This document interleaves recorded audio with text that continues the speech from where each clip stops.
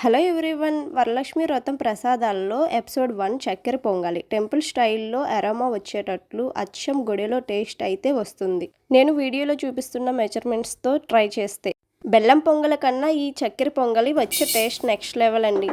ఎలా ప్రిపేర్ చేసుకోవాలి ఈ వీడియోలో చూసేద్దాం రండి. 3/4 కప్పు పెసరపప్పుని యాడ్ చేసుకొని దోరగా ఫ్రై చేసుకొని తీసుకోవాలి.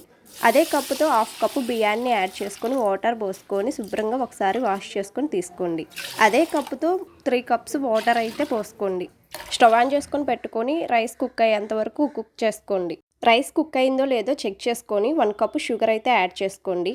షుగర్ మొత్తం కలిసే విధంగా కలుపుకోండి. అదే కప్పుతో 1 కప్పు మిల్క్ అయితే యాడ్ చేసుకోండి. యాక్చువల్గా చాలామంది చక్కెర పొంగల్లో పాలు అయితే యాడ్ చేయరు, నేనైతే యాడ్ చేస్తున్నాను. టేస్ట్ అయితే చాలా బాగుంటుందని.